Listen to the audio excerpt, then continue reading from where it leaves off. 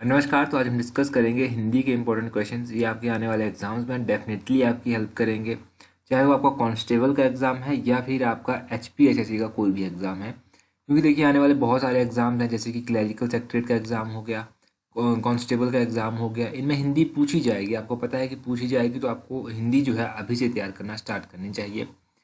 Question number 56 से हम start करेंगे। हिंदी के क्वेश्चंस देखेंगे आज।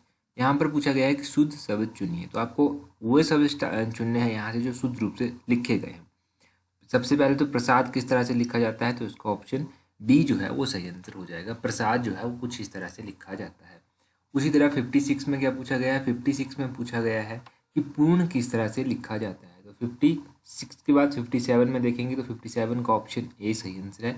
पूर्ण जो है वो कुछ इस तरह से लिखा जाता है। दैनिक किस तरह से लिखा जाता है, ये जो दैनिक है ये 2-3 बार एग्जाम्स में पूछा जा चुका है। दैनिक किस तरह से लिखा जाता है, 58 का जो है वो ऑप्शन ए सही आंसर है। दैनिक कुछ इस तरह से लिखा जाता है। आप कमेंट करके भी बता सकते हैं कि आपके यहाँ पर कितने क्वेश्चन करेक्ट हुए, कितने नहीं हुए, अगर आप चाहें। तो 59 में अगर आप देखेंगे तो 59 में पूछा गया है कि अनुग्रहित किस तरह से लिखा जाता है। देखो अनुग्रहित नहीं होता, अनुगृहित होता है। 59 का ऑप्शन डी जो है वो सही आंसर हो जाएगा। अनुगृहित कुछ इस तरह से होता है। 60 में पूछते हैं कि पुण्य किस तरह से लिखा जाता है। 60 का सही आंसर होगा ऑप्शन सी, पुण्य कुछ इस तरह से लिखा जाता है। ये पुण्य को सही लिखने का तरीका है। आगे सही समास चुनिए, तो समास आपको सही रूप से बताना है कि कौन सा है।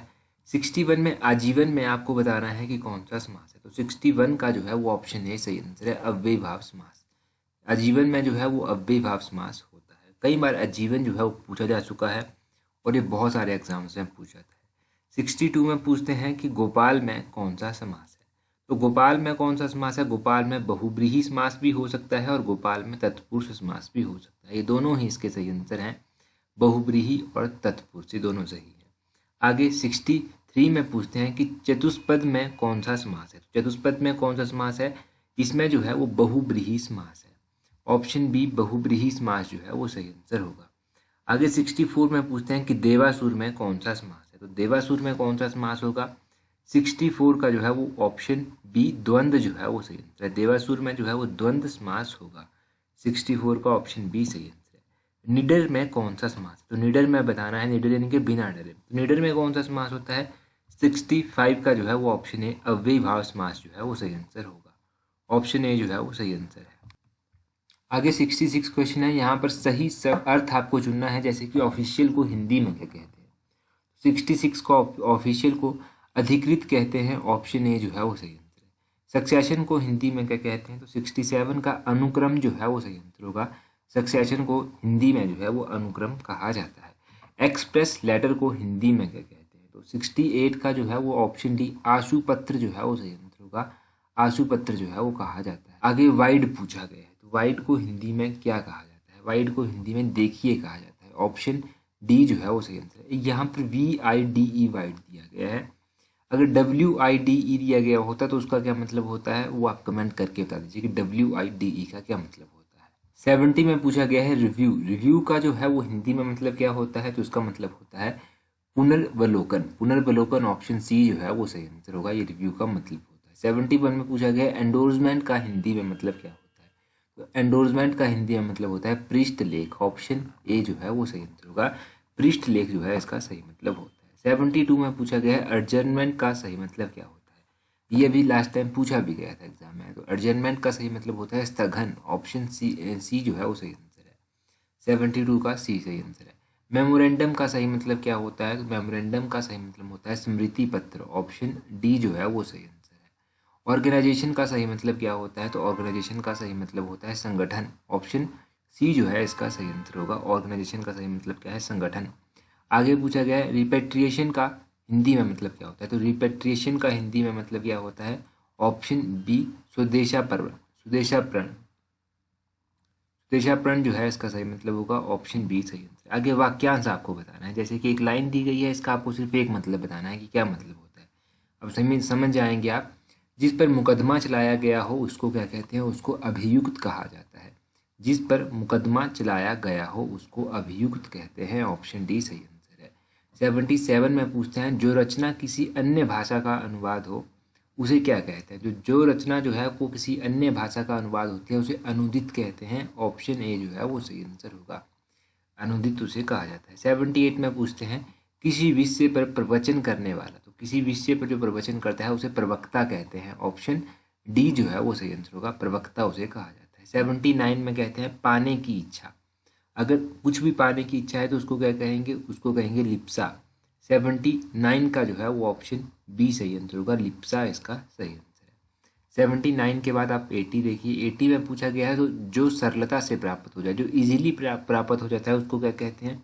उसको सुलभ कहा जाता है। ऑप्शन सी जो है वो सही आंसर है। ये पूछा भी गया था लास्ट टाइम क्लरिकल के एग्जाम में। आगे पूछा गया है कि आपको विशेषण बताना है। किसका विशेषण बताना है? आदर का विशेषण बताना है। तो 158 की बात करेंगे तो आदरणीय इसका विशेषण होता है। ऑप्शन बी आदरणीय इसका विशेषण होता है। 159 में पूछते हैं उनका घर पक्का है, इसमें कौन सा कारक है?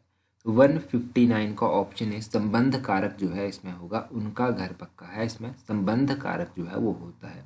160 का में पूछा गया है यथासंभव में कौन सा समास है? तो यथासंभव में आपको बताना है कि कौन सा समास है। तो 160 का जो है वो ऑप्शन डी अव्ययीभाव समास जो है वो सही आंसर होगा। तो यथासंभव में अव्ययीभाव समास है। ख का व्यंजन, आप ख में बताना है ख क्या है, स्वर है या व्यंजन है? तो ख जो है व्यंजन होता है। ऑप्शन ए व्यंजन जो है इसका सही आंसर होगा। आगे महा प्लस इंद्र की संधि बतानी है आपको। तो महा प्लस इंद्र की संधि होती है महेंद्र। 162 का जो है वो ऑप्शन सी सही आंसर होगा, महेंद्र इसकी सही संधि होगी। 163 में पूछा गया है अंत पाना मुहावरे का अर्थ क्या है? तो अंत पाना मुहावरे का अर्थ होता है पता पाना। पता पाना मुहावरा इसका मतलब होता है अंत पाना मुहावरे का। आगे पूछा गया है 164 को स्क्रैप कर दिया गया है। 165 में पूछा गया है शुद्ध शब्द आपको बताना है कि अभिषेक किस तरह से लिखा जाता है। 165 का ऑप्शन सी अभिषेक कुछ इस तरह से लिखा जाता है। शुष्क का विपरीत अर्थ आपको बताना है। तो शुष्क का विपरीत अर्थ पहले भी 2-3 बार एग्जाम में पूछा जा चुका है, आर्द्र इसका विपरीत अर्थ होता है। ऑप्शन डी सही आंसर है। तो आर्द्र इसका सही विपरीत अर्थ हो गया। आगे नी से प्रत्यय बनता है, तो नी से कौन सा प्रत्यय बनता है? 167 का ऑप्शन सी चांदनी चांदनी सही आंसर होगा। चांदनी में पूछा जाए आपसे कौन सा प्रत्यय है, तो नी प्रत्यय चांदनी में है। आगे 168 में पूछा गया है कि इनमें से कौन सा संज्ञा शब्द है। संज्ञा शब्द आपको बताना है, तो गिलास एक संज्ञा शब्द है। ऑप्शन ए सही आंसर होगा। तो 169 में पूछते हैं जो स्त्री सूर्य को नहीं देख सके उसके लिए एक शब्द आप बताइए। जो स्त्री सूर्य को न देख सके उसके लिए असूर्य पश्या जो है वो सही आंसर होगा।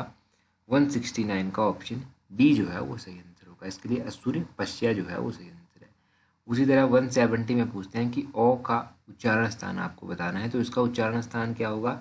कंठोष्ठ्य जो है इसका उच्चारण स्थान होगा। ऑप्शन बी जो है इसका सही आंसर होगा। तो ये इसका उच्चारण स्थान है। बाकी देखिए टेलीग्राम पर ज्वाइन कर लीजिए। टेलीग्राम पर आपको पता है इंपॉर्टेंट इन्फॉर्मेशन हम देते रहते हैं। टेलीग्राम पर ज्वाइन करने के लिए आप अपने टेलीग्राम से @allexam31 सर्च कीजिएगा, आपको हमारा चैनल जो है वो मिल जाएगा। इस तरह से सर्च कीजिएगा, आपको हमारा चैनल मिल जाएगा। बाकी जिन जिन लोगों का कांस्टेबल का एग्जाम है उनके साथ वीडियो को शेयर भी जरूर कीजिएगा। That's all for today. Thank you very much for watching and listening it very patiently.